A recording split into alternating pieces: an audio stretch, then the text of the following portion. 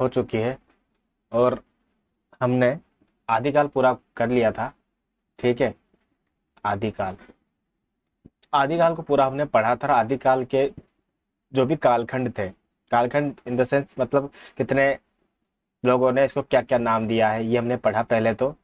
इसके अलावा हमने पढ़ा कि इसका समय क्या क्या दिया है और कौन कौन से इसको हम बांट बांट सकते हैं कालखंडों में। जैसे सिद्ध सिद्ध साहित्य को अलग से पढ़ा, नाथ साहित्य को अलग, जैन साहित्य को अलग, रासो साहित्य को अलग पढ़ा। और फिर उसके अलावा दो जो कवि थे बड़े बड़े, अमीर खुसरो और विद्यापति, उनको अलग से पढ़कर हमने जो भी गद्य साहित्य था, चाहे वो वर्ण रत्नाकर की बात हो, चाहे वो उक्ति व्यक्ति प्रकरण की बात हो, चाहे वो श्रीधर का कौन सा रणमल छंद हो, धोला बारूरा दोहा हो, सबकी हमने विस्तार से बात करी है। चाहे बसंत विलास ही क्यों ना हो, चाहे बिल्कुल विस्तार से चर्चा करके एक भी प्रश्न आपका आदिकाल से गलत नहीं होगा, ये मैं गारंटी देता हूँ। बस आप क्लास से देख लेना। अब इसके बाद हम शुरू करते हैं भक्ति काल। देखो भक्ति काल, अब आदिकाल जब चल रहा था अच्छा खासा, तो बढ़िया था ना। क्या दिक्कतें हैं? क्या कविताएं अच्छी नहीं थी क्या उसकी? थी सही है ना। इतनी बढ़िया सिद्ध साहित्य ने इतना बढ़िया साहित्य लिखा है, उमंग के साथ में, संभोग के साथ उन्होंने किस प्रकार से तंत्र मंत्र के द्वारा किस प्रकार से ईश्वर की प्राप्ति की जा सकती है, और पाखंड का खंडन किया था, ये पढ़ा हमने। नाथ साहित्य ने लिखा था कि किस प्रकार से कुंडलिनी जागरण किया जाता है। बढ़िया चल रहा था सब कुछ। रासो साहित्य में वीर योद्धाओं की एकदम क्या बोलते गाथाएं लिखी जा रही थी। फिर क्या जरूरत आ गई कि भक्ति काल का उदय हुआ, भक्ति काल को शुरू होना पड़ा, है ना। क्योंकि ये आपको सब मोटी मोटी बात पता है कि कहीं ना कहीं आदिकाल का जो साहित्य लिखा गया है 1352 तक, यानी कि अमीर खुसरो को 1253 मानते हैं अपन, और उसके बाद पैदा हुए थे अपने विद्यापति। ठीक है, क्रम से लगाए तो अमीर खुसरो तो पैदल तो आए नहीं थे और अकेले तो आए नहीं थे साहब, बिल्कुल किसके साथ आए थे? मुस्लिम आक्रांताओं के साथ ही आए थे कहीं ना कहीं वो। अर्थात इस समय तक यानी कि मुस्लिम आक्रांताओं आक्रांताओं का राज तो पहले से ही था भारत में, लेकिन और भी मुस्लिम आक्रांताओं का जो है वो राज भारत में बढ़ गया था। और इस समय तक यानी कि 14वीं शताब्दी से लेके और 17वीं शताब्दी तो 19वीं शताब्दी तक अच्छा खासा राज रहा। बाद में धीरे धीरे अंग्रेजों ने किया, फिर अपने हिंदुस्तानी राजाओं ने किया।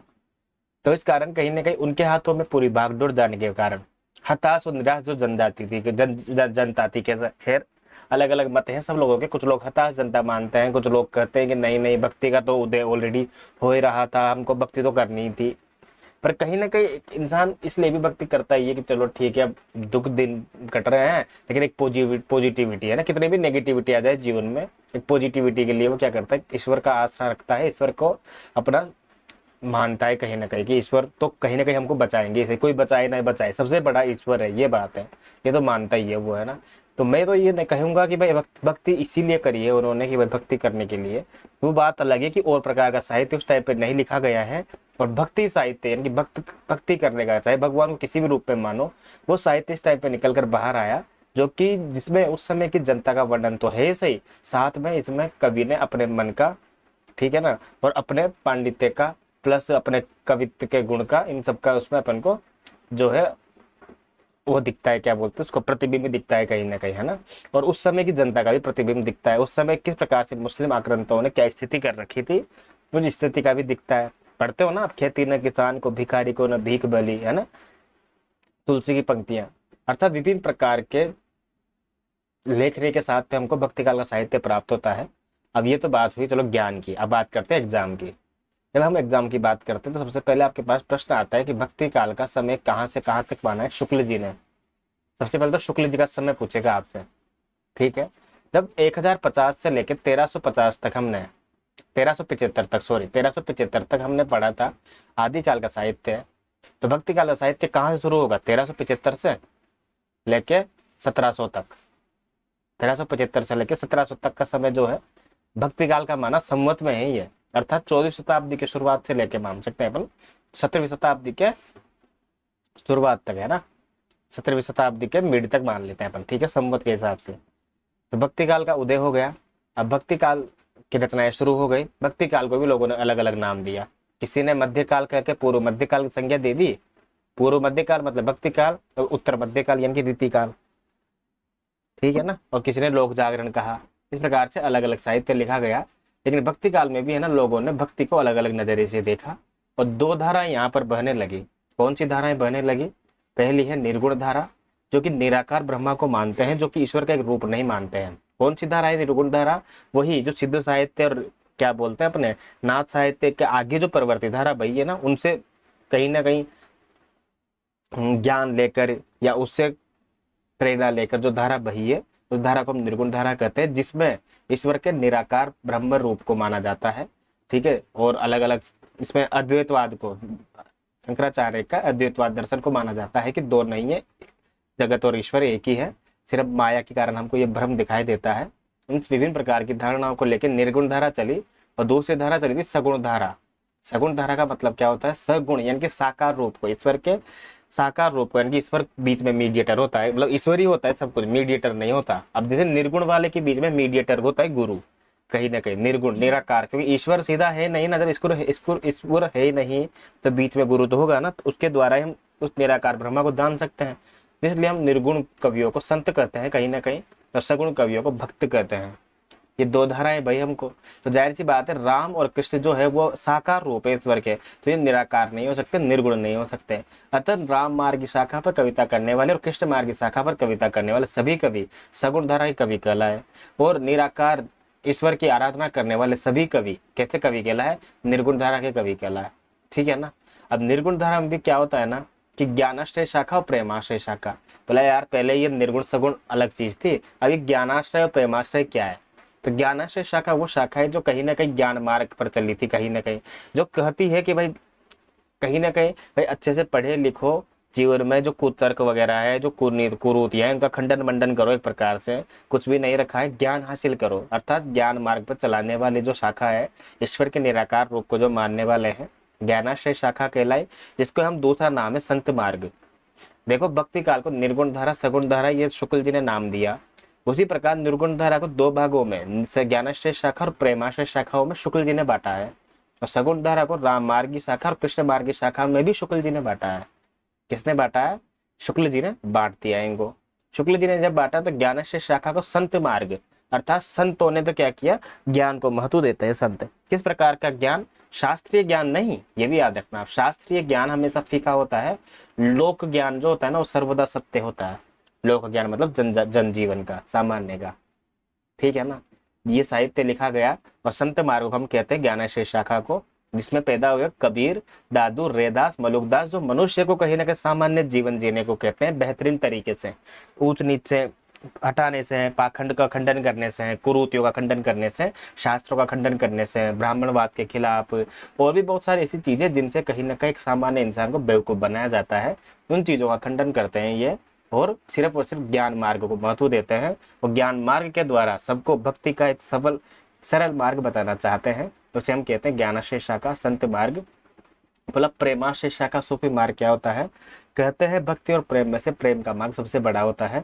प्रेम के द्वारा ईश्वर की आराधना करना या प्रेम के द्वारा ईश्वर की प्राप्ति का मार्ग खोजना ही प्रेमाश्रय शाखा वाले कवियों का मेन उद्देश्य था, जिसमें जायसी, मुल्ला दाऊद, मंजन, ये हम विशेषता पढ़ेंगे तो हम सारे ही, वैसे तो खैर तो विशेषकर इनको पढ़ेंगे, इनकी रचनाओं को पढ़ेंगे, है ना।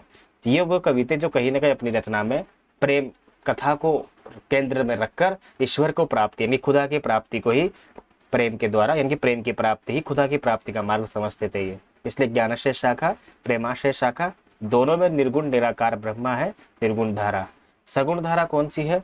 जहां पर राम मार्ग की शाखा पहली है, अर्थात जो राम भक्त कवि हुए हैं, जैसे तुलसी, अग्रदास, नाभादास, और कृष्ण मार्ग के कवि सूरदास, नंददास, परमानंद दास। अब ये तीन ही नहीं है, ये तीन तो मैंने एग्जाम्पल के लिए लिए हैं, ठीक है ना। इसलिए तो सबसे पहले आप कैसे पढ़ेंगे अपन? भक्ति काल के उदय के कारण, भक्ति काल की प्रवृत्तियां, भक्ति काल का नामकरण, भक्ति काल की समय सीमा, भक्ति काल के महत्वपूर्ण कवि, अन्य विशेष तथ्य। इन चीजों पे हम एक प्रकार से खोल कर पढ़ेंगे इन चीजों को। देखो मेरी बात सुनो, भक्ति काल के उदय का कारण मैं मोटा मोटा बता चुका हूँ कि कहीं ना कहीं मुसलमान आक्रांताओं के कारण, मुगलों के कारण। एक तो ये मत देते हैं कुछ लोग, और कुछ लोग कहते हैं कि जब यार दक्षिण में भक्ति हो ही रही थी तो पहले कम हो रही थी, अब धीरे धीरे प्रचार प्रसार तो होगा ही सही ना उस चीज का, तो प्रचार होते होते वो आगे बढ़ा, और इस टाइम तक आते आते वो चीजें क्या है और ज्यादा मात्रा में हमारे सामने दिखाई देने लगी। ठीक है ना। इस वजह से हम कह सकते हैं कि भक्ति काल का उदय हुआ, और कुछ लोग कहते हैं मुसलमानों के आक्रांतों के कारण। दूसरा है भक्ति काल की प्रवृत्ति। तो भक्ति काल की प्रवृत्ति हम पढ़ेंगे। भक्ति काल का नामकरण हमने देख लिया, पूर्व मध्य काल भी कहा लोगों ने। आगे चलते क्या है इसमें नीचे देखो। धर्म की रसात्मक अनुभूति का नाम ही भक्ति है, कि धर्म को जब हम रस की अनुभूति के साथ नाम जप करते हैं ना, तब भक्ति मिलती है। शुक्ल जी कहते हैं, ये मानस की धर्मभूमि नाम से वो निबंध है उनका बहुत फेमस, मानस की धर्मभूमि। किसमें है ये? चिंतामणि भाग 1 में है ये, चिंतामणि भाग 1 में संकलित निबंध है ये। मानस की धर्म भूमि। भक्ति का अर्थ होता है सेवा, भक्ति करना, यानी कि एक प्रकार से ईश्वर की सेवा करना। शांडिल्य भक्ति सूत्र के अनुसार ईश्वर के प्रति अतिशय अनुरक्ति को ही भक्ति कहा गया है।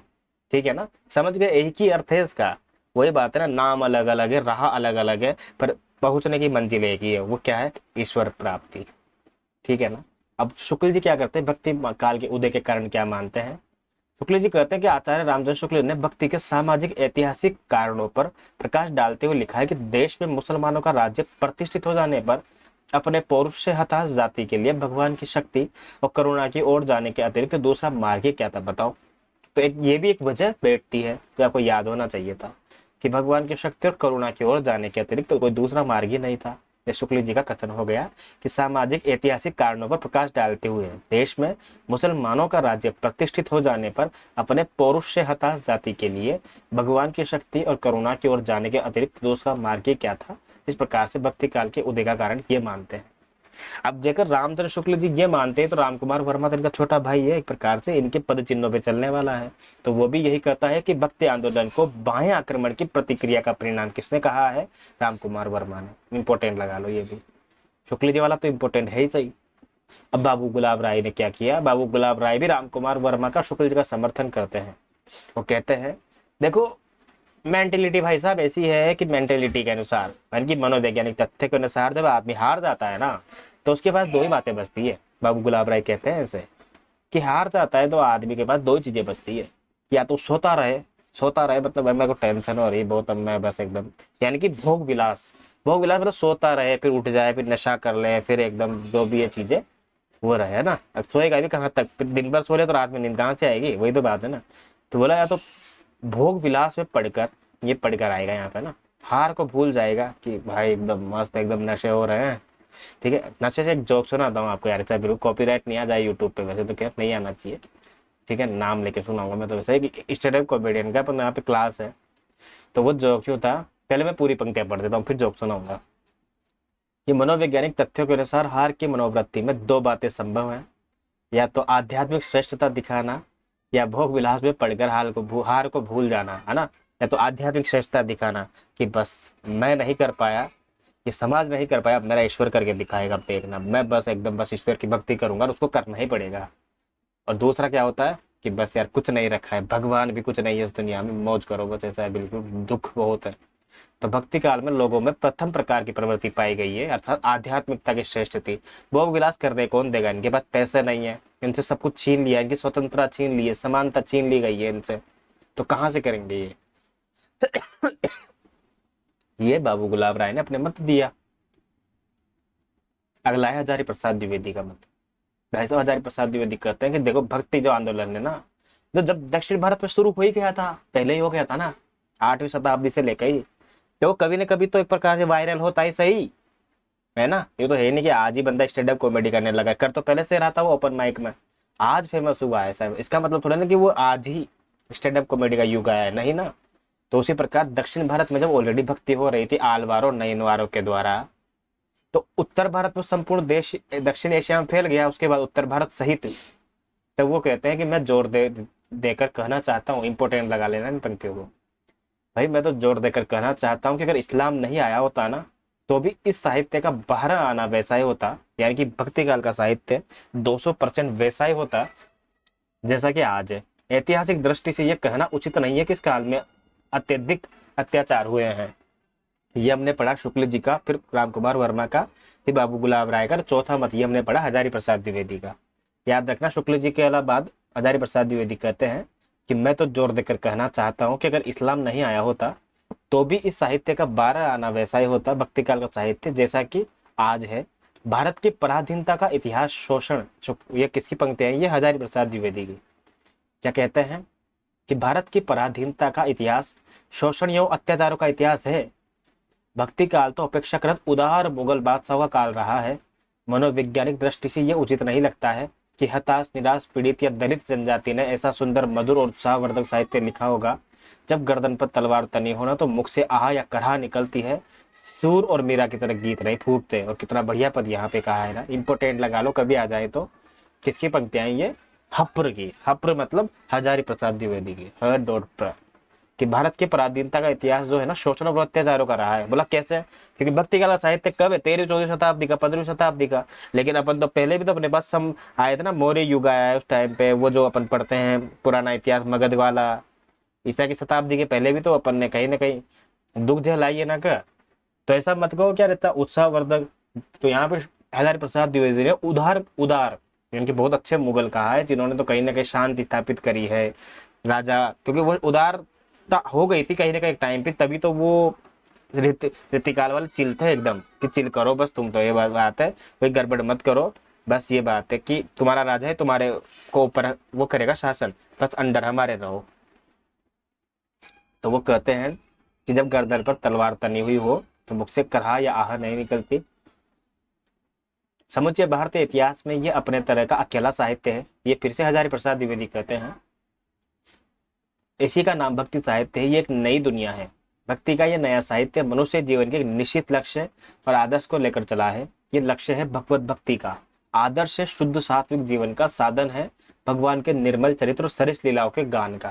तो इसलिए ऐसे भक्ति काल को मुगलों से मत जोड़ो। ये तो एक समय आया है कहीं ना कहीं ना, इस समय हमारा लक्ष्य यही था कि बस भगवान की भक्ति की जाए, उनकी लीलाओं का गान किया जाए, ठीक है ना। जब कलेजे पर तलवार टंगी हुई हो तो सूर और मीरा जैसे गीत नहीं फूटते। और इतने बढ़िया गीत जब उन्होंने लिखे हैं तो उसमें कहाँ पे उनका दुख नजर आ रहा है ये बताओ। कि उर में माखन चोर गड़े, अब कैसे निकसत नहीं ऊधो तिरछे हैं तो अड़े, फिर पहले कर प्रणाम नंद को समाचार सब दीजो। वहां पे वो कृष्ण उद्धव के द्वारा ऐसे संदेश भेजेगा या फिर कृष्ण जी से खुद अपनी अरदास सूरदास रखेंगे, वो वाली बात है। रामस्वरूप चतुर्वेदी का मत देखो आप। रामस्वरूप चतुर्वेदी जी कहते हैं कि भक्ति काव्य हिंदी समाज का उदारतम चेतना का दस्तावेज है। इंपोर्टेंट लगा लेना कि दस्तावेज किसने कहा है? रामस्वरूप चतुर्वेदी ने। क्या कहा है? कि भक्ति काव्य हिंदी समाज की उदारतम चेतना का दस्तावेज है। कबीर जायसी सूर तुलसी मीरा इस युग के श्रेष्ठ कवि हैं। यह मान्यता सर्व स्वीकृत है। इसका निहितार्थ है कि यहाँ हिंदू मुसलमान ब्राह्मण दलित पुरुष स्त्री समाज के सभी वर्गों का यह साझा रचना कर्म है, ठीक है। ये रामस्वरूप चतुर्वेदी कहते हैं कि उदारतम चेतना का दस्तावेज है, बस इतना याद रखो आप। रामविलास शर्मा कहते हैं क्या कि भक्ति काल के उदय में लोक जागरण की महत्वपूर्ण भूमिका मानते हैं। क्योंकि देखो लोक जागरण काल भी इसलिए कहा गया है क्योंकि इससे पहले जो है ना सामान्य जन की बात नहीं की गई थी। आदिकाल के साहित्य में जो जन चेतना थी ना वो कहीं ना कहीं उपेक्षित थी, कहीं ना कहीं उसकी उपेक्षा करी गई है, ठीक है ना। या तो तंत्र मंत्र की साधना के लिए अपना प्रचार प्रसार किया गया है, या नाथ साहित्य में कुंडलिनी जागरण भर दी गई है, या राष्ट्र साहित्य में वीरता से परिपूर्ण अपने राजाओं की श्रेष्ठता भर दी गई है। परंतु लोक जागरण सामान्य जन की दुख दशा का वर्णन, सामान्य जन को भक्ति का मार्ग दिखाने का जो साहित्य है वो पहली बार भक्ति काल में लिखा गया। अर्थात लोक जागरण लोगों को जगाने का महत्वपूर्ण काम किया है भक्ति काल ने। यह मूल रूप से सामंत विरोधी है जिसकी मूल चेतना प्रेम की है। प्रेम की ये कौन कहते हैं? रामविलास शर्मा, ठीक है। इंपोर्टेंट लगा लेना कि रामविलास शर्मा भक्ति काल के उदय में लोक जागरण की महत्वपूर्ण भूमिका मानते हैं, जो मूल रूप से सामंत विरोधी है और जिसकी मूल चेतना प्रेम की है। आलोचक रामविलास शर्मा ने आज जो मुझे टेलीग्राम पे सुन रहे हैं, बाद में इसको वीडियो को भी देखा करो आप, ताकि वीडियो में आप देखोगे तो वहां पर आपको पता चलेगा ना कि मैंने क्या लिखा हुआ है सामने। अभी तो आप सुन रहे हो, अब बाद में जब पीडीएफ देखोगे वहां पर तो आपको एक एक वर्ड भी सामने दिखेगा तो शायद जल्दी याद होगा। तो देखो रामविलास शर्मा जी कहते हैं कि आचार्य रामचंद्र शुक्ल के मतों का संदर्भ देते हुए भक्ति काव्य को लोक जागरण का काव्य कहा है। किसने कहा है? रामविलास शर्मा ने। संभवतः ब्रह्म के प्रति यानी कि ईश्वर के प्रति प्रबल आस्था ने भक्त कवियों को इतना निर्भय बना दिया है कि उनका काव्य सामंती अंधेरे को चुनौती देता हुआ लोक जागरण का प्रयास करता है। सामंती अंधेरे को चुनौती देता हुआ अर्थात भक्त कवियों को निर्भर बना दिया है। कुछ विद्वान ऐसे भी हैं जो भक्ति का उद्भव विदेशों में हुआ मानते हैं, यानी कि ईसाई मत अथवा इस्लाम की देन। तो जाहिर सी बात है भाई, विदेश का आदमी ही विदेश से भक्ति काल के साहित्य का उद्भव मान सकता है, भारत का आदमी नहीं। तो विदेश का कौन था? ग्रियर्सन। तो ग्रियर्सन जो थे भक्ति का उद्भव ईसाई मत से या फिर विदेश से कौन मानता है? ग्रियर्सन, याद रखना आप। इसके अलावा ग्रियर्सन ने भक्ति काल को स्वर्ण काल कहा है, कुछ जगह स्वर्ण युग भी मिलता है। और भक्ति काल को धार्मिक पुनर्जागरण काल का काल भी किसने कहा है? ग्रियर्सन ने कहा है, याद रखिएगा बिल्कुल आप, है ना। वैसे बहुत सारी जगह इस चीज को लेकर विवाद है कि स्वर्ण युग किसने कहा है और स्वर्ण काल किसने कहा है। पर मुझे नहीं लगता, अगर ऑप्शन आ जाए स्वर्ण युग आ जाए कभी और स्वर्ण युग में ग आ रहा है तो ग्रेसन लगा देना आप, बाकी देख लेंगे फिर। और स्वर्ण काल आ जाए तो काल से समझ लेना श्याम सुंदर दास, श्याम सुंदर दास। ठीक है ना, भक्ति काल को स्वर्ण काल किसने कहा है और स्वर्ण युग किसने कहा है देख लेना यहाँ पे ना। वैसे ऑप्शन में एक ही होना चाहिए, तो ग्रियसन या फिर श्याम सुंदर दास। भक्ति काल को धार्मिक पुनर्जागरण का काल भी ग्रियसन ने कहा है। ये कुछ हमने तथ्य पढ़े इंपॉर्टेंट, रामचंद्र शुक्ल का पढ़ा, हजारी प्रसाद द्विवेदी का पढ़ा, राम कुमार वर्मा का, बाबू गुलाब राय का, रामस्वरूप चतुर्वेदी का, रामविलास शर्मा का। अब कुछ और अन्य तथ्य देखते हैं अपन। क्या देखो कि वेदों पुराणों और उपनिषद से उत्पत्ति किसकी मानते हैं अपन, भक्ति काल के साहित्य की, कि कहीं ना कहीं यहाँ पर जब लिखा गया था ना तब उसके बाद इनकी कॉपी की गई है, इनसे प्रेरणा लेकर साहित्य लिखा गया है। दूसरा क्या मानते हैं कि जो आलवार थे, आलवारों की संख्या कितनी थी 12, नयनवार कितने थे 63, के कारण दक्षिण से उत्तर की तरफ भक्ति का प्रसार हुआ। प्रसार कैसे हुआ, वायरल हुई चीजें पहले वहां थी दक्षिण में, धीरे धीरे वायरल हुई, धीरे धीरे जियो का युग आया, तो जियो के युग में क्या हुआ, सबने टीवी चलाई या फिर यूट्यूब चलाना शुरू किया, तो यूट्यूब पे सबके वायरल हो गई चीजें, इंस्टाग्राम चलाया तो वैसे भक्ति काल भी जो है पहले दक्षिण लिखा गया दक्षिण में, फिर वो दक्षिण भारत के साथ साथ पूरे उत्तर भारत में भी उसकी प्रचार हुआ। आलवार 12, नयनवार 63। दक्षिण से उत्तर में महाराष्ट्र के पंढरपुर में भक्ति की स्थापना मानी जाती है, जहां पर कौन है, विठोबा, विठलनाथ है ना, विठलनाथ मतलब इट्ठलनाथ, इट्ठलनाथ मतलब ईट के भगवान। मैंने बहुत बार आपको भक्ति का साहित्य पढ़ा है और बहुत बार ये कहानियां वगैरह सब सुनाई है आपको कि किस प्रकार से भगवान परम पिता परमेश्वर विष्णु के अवतार एक प्रकार से इट्ठल भगवान जिसे कहते हैं ना, वो आए किसके पास, पंढरपुर के जो संत थे ना नामदेव, उनके पास। तो उन्होंने क्या किया, उनको वेट करवाया भगवान ने कि भाई नहीं, उन्होंने कहा भाई मैं आया हूँ बाहर आ। तो वो अंदर अपने माता पिता की सेवा कर रहे थे, एकदम बहुत बूढ़े थे। तो भगवान को उस जमाने में ईंटी थी मतलब बिठाने के लिए, खड़े करने के लिए, बोला इसमें खड़े हो या बैठो, जैसे होता है ना अपन मतलब पत्थर पे बिठाते हैं जब कोई आता है तो, या फिर कहीं चबूतरे वगैरह पे, तो ईंट पे खड़ा कर दिया, बोला आप वेट करो, ऐसा है बिल्कुल। तो कहते हैं कि भगवान ईंट पे खड़े रहे और वहीं उनकी स्थापना हो गई, इसलिए विट्ठलनाथ या इट्ठलनाथ, ईंट से बैठने के कारण इट्ठलनाथ उनका नाम रखा गया है। और वो पंढरपुर, पंढरपुर महाराष्ट्र के अंदर एक जगह है, महाराष्ट्र मतलब मुंबई भी जिसमें आता है, मुंबई के पास में ही है, बहुत दूर है थोड़ा सा। पंढरपुर में भक्ति की स्थापना हुई वहां पे। पंढरपुर से नामदेव और ज्ञानदेव का संबंध है, बहुत बार पूछा गया है ये कि महाराष्ट्र से किसका संबंध है, नामदेव और ज्ञानदेव का, लेकिन पंढरपुर से भी संबंध है नामदेव का। अब नामदेव कौन है, नामदेव वही है अपने, कौन, तन मेरी सुई मन मेरा धागा, खेचर जी के चरणों में नाम लागा, है ना, इस टाइप से पंक्ति आती है ना, पढ़ेंगे अभी पढ़ेंगे। पंढरपुर से नामदेव और ज्ञानदेव का संबंध है। जो इनके अनुयायी थे, किसके, नामदेव और ज्ञानदेव के, वो शैव और वैष्णव मंत्र नहीं मानते थे। अरे तो कौन मानता है, कोई नहीं मानता शैव और वैष्णव मंत्र, आप मानते हो, नहीं मानते ना, मैं भी नहीं मानता, पर आलवार और नयनवार मानते थे शुरू में। ठीक है ना, ये याद रखना आप। आलवार और नयनवार शुरू में तो इनके बीच मतभेद चलता रहता था, कुछ कहते थे बोला शिव श्रेष्ठ है, वैष्णव कहते थे वैष्णव नयनवार श्रेष्ठ है ना, इस प्रकार से बोला इनका अलग अलग चलता रहता था। अब भक्ति काल का नामकरण देख लेते हैं अपन। शुक्ल जी ने क्या कहा है, भक्ति काल, दूसरा नाम क्या दिया, पूर्व मध्य काल, क्योंकि दोहरा नामकरण करने की प्रवृत्ति शुक्ल जी की थी। गृहस्थ ने धार्मिक पुनर्जागरण काल कहा है और रामविलास शर्मा ने लोक जागरण काल कहा है। हजारी प्रसाद द्विवेदी ने लोक जागरण का काल कहा है। गृहस्थ ने धार्मिक पुनर्जागरण, रामविलास शर्मा ने लोक जागरण और आचार्य हजारी प्रसाद द्विवेदी ने लोक जागरण। भक्ति काल की विशेषताएं क्या है, वेरी इंपॉर्टेंट है, 5000 लिख के परसेंटेज लगा लो और इंपॉर्टेंट लगा लो। भक्ति काल की विशेषताएं, ठीक है, क्या क्या विशेषताएं भक्ति काल की, बहुत इंपॉर्टेंट है, प्रश्न आ जाएगा निम्नलिखित में से कौन सा संत साहित्य की विशेषता नहीं है। जाहिर सी बात है भक्ति काल की जो विशेषता होगी वो भक्ति काल के कवि की विशेषता भी तो होगी ना, नहीं होगी क्या बताओ। अर्थात किसी की भी साहित्य की पूछा जा सकता है भक्ति काल के कवि की विशेषता बताओ या भक्ति काल की विशेषता बताओ, या कौन सी नहीं है बताओ। अब आप खुद दिमाग लगाना, ठीक है। अगर आप एक भक्त हैं और हम भक्त काल के कवि हैं या भक्ति काल के कवि हैं, लोक मंगल और जन कल्याण की भावना मिलेगी नहीं मिलेगी। वो भक्त ही नहीं है जो भगवान को तो मानता है लेकिन ईश्वर को नहीं मानता, वो सबसे तुच्छ भक्त है वो, ऐसा है बिल्कुल, ठीक है ना। जो मनुष्य की कदर नहीं करता और पत्थर के भगवान यानी कि भगवान को मानता है, ऐसा है बिल्कुल। उसके लिए फिर वो भगवान पत्थर ही है, वो नहीं आएंगे फिर उसके लिए। वो कहते हैं ना कि भगवान तो कण कण में, कण कण में ही है, पर वो कण पहले डिसाइड तो करो तुम, ऐसा है बिल्कुल। जैसे प्रहलाद ने डिसाइड किया था वो खंबा, तो खंबे से आए, है ना, वैसे वो कण डिसाइड करना पड़ता है पूरी श्रद्धा के साथ, उतना पात्र बनना पड़ता है अपन को, उतना वो कटोरा हमारा, ऐसा है बिल्कुल। है ना। हम अगर ईश्वर के सामने भीख मांगेंगे तो सोने के कटोरे में मांगेंगे ना, सोने के कटोरे में, तो कटोरा तो लाओ पहले सोने का, ऐसा है बिल्कुल, वो वाली बात है।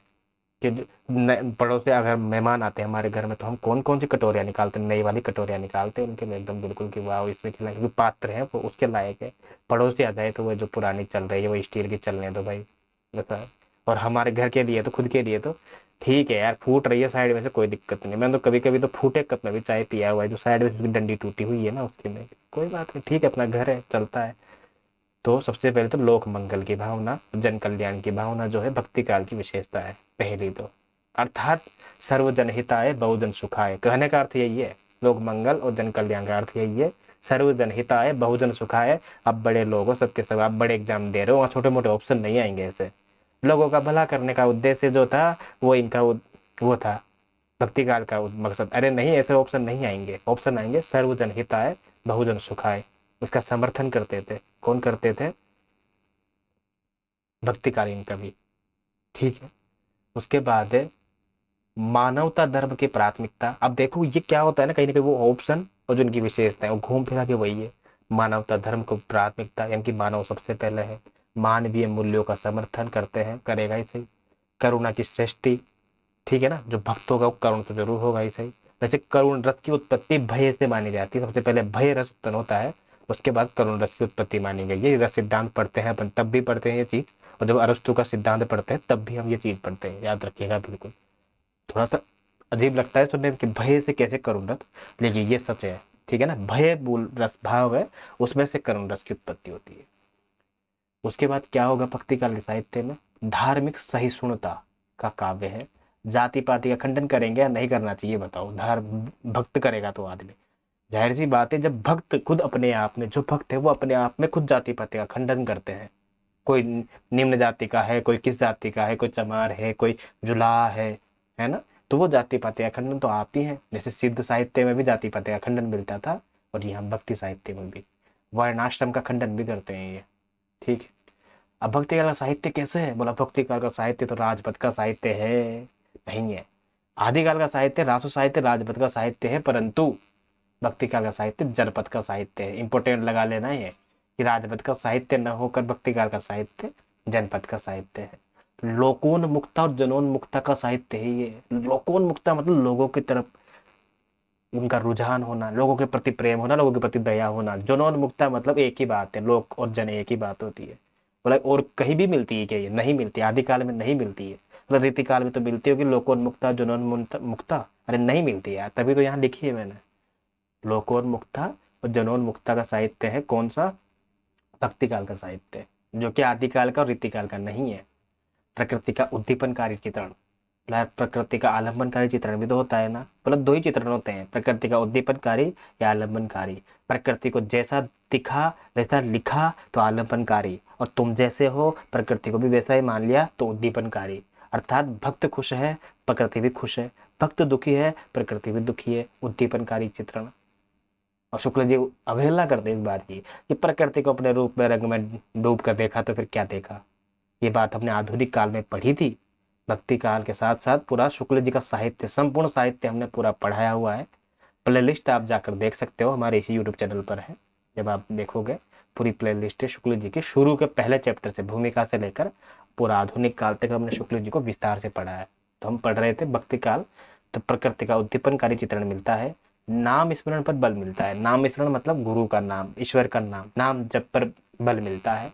रहस्यवाद की चरम अभिव्यक्ति, रहस्यवाद कैसे है कि बस हम नाम रटे जा रहे हैं पर पता ही नहीं क्या ये किसके लिए है, ये राधा है, ये कृष्ण है, ये मोहन है, या फिर ये कौन है, ये बताओ, ये शिव है, विष्णु है, कौन नहीं है। पहले तो रहस्यवाद समझ में नहीं आता ना कि किस ब्रह्मा की आराधना हो रही है यहाँ पे, ठीक है ना। रहस्यवाद की चरम अभिव्यक्ति जहाँ रहस्य बना रहे कि यार ये प्रेमी के रूप में ईश्वर को पूज रहा है या फिर प्रेमी के रूप में प्रेमी को ही पूज रहा है, तो ये रहस्य बना रहे, समझ लो इसको कहते हैं रहस्यवादी चरम अभिव्यक्ति। गुरु महिमा का प्रतिपादन, गुरु तो यहाँ पे गुरु गोविंद हु खड़े, अर्थात गुरु तो गोविंद के बराबर है यहाँ पर, ईश्वर के बराबर, क्योंकि वही तो ईश्वर का पाथ ले जाने का मार्ग है जो हमको, है ना। क्या वो पंक्ति है ना, आगे थे सतगुरु मिलिया दीपक दिया हाथ, है ना, वो वाली पंक्तियां हैं। भक्ति भावना की प्रधानता, भक्ति काल में भक्ति भाव की प्रधानता नहीं मिली, कहाँ मिलेगी।